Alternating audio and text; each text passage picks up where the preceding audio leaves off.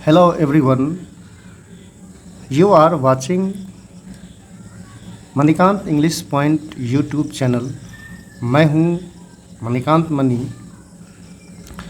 और इस वीडियो में मैं आपको लेटर राइटिंग के बारे में बताने के लिए जा रहा हूं, जिसमें मैं यह दिखाने का प्रयास कर रहा हूं कि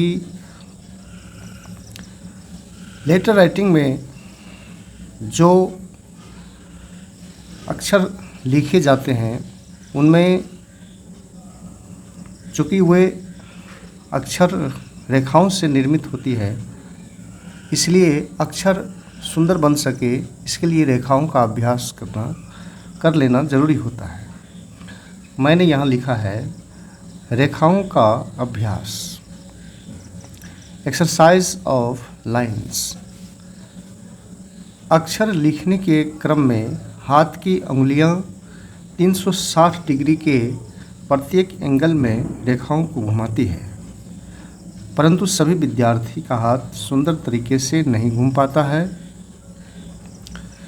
इसके लिए कुछ अभ्यास दिए जा रहे हैं, आप इन्हें पूरा करें। इससे हाथ में डायरेक्शन, बैलेंस और स्पीड सब गुण उत्पन्न हो जाता है। कहने का मतलब यह है कि अब जैसे यहाँ एक कॉल लिखना है तो यह कुछ इस तरह से लिखा हुआ है कि पहले इस तरह से, फिर ऊपर से नीचे, फिर इस रेखा को और फिर इसको इसी तरह खींचते हैं। तो इस कॉ में कहीं न कहीं यह एक वृत्त जैसी आकृति यह बनती है और यह एक सीधी सी रेखा है और फिर यह इस तरह से रेखाओं से निर्मित एक आकृति बन जाती है। तो ये 100% ये गोल हो सके, 100% ये सीधा हो सके और इस एंगल में यह टर्न कर सके, तो इन सबों के लिए यहाँ कुछ अभ्यास दिए गए हैं। आप इस अभ्यास को पूरा करें। तो जैसे ही इस अभ्यास को पूरा कर लिया जाता है तो फिर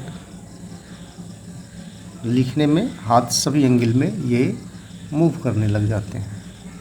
तो ये इसका पहला अभ्यास है कुछ इस तरह से, और दूसरा है फिर इसको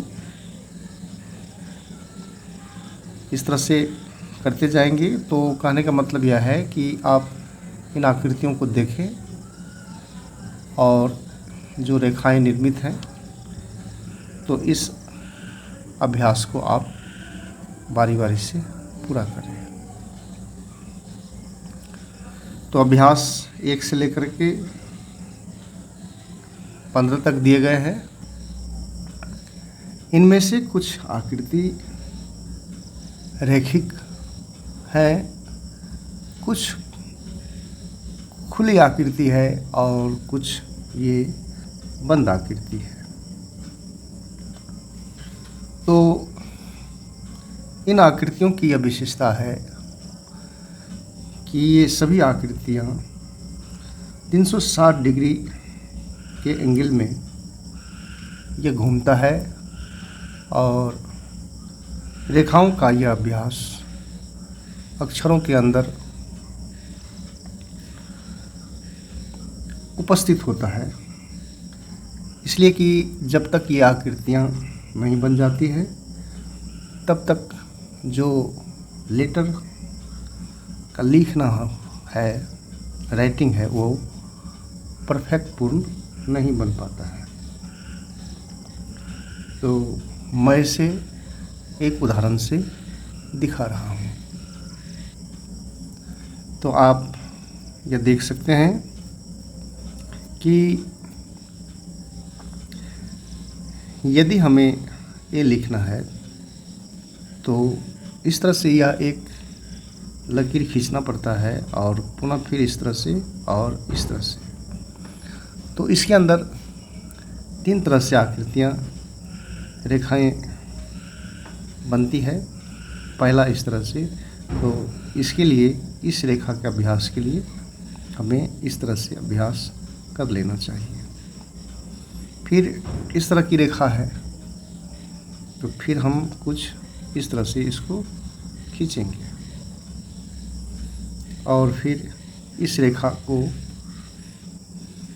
प्राप्त करने के लिए हमें इस तरह से अभ्यास कर लेना चाहिए। तो राइटिंग को लिखने के लिए ये रेखाओं का पूर्व अभ्यास है और इसे आप प्रैक्टिस करें, क्योंकि अभ्यास ही व्यक्ति को पूर्ण बनाता है। और ये शर्त भी है, जब तक, जैसे एक नेक्स्ट उदाहरण को आप देखें, जैसे हमें कुछ इस तरह से ए लिखना है, तो अब इसे लिखने के लिए सबसे पहले यह जो लकीर है तो फिर कुछ इस तरह से अभ्यास कर लेना चाहिए। फिर इस तरह से और फिर इस तरह से।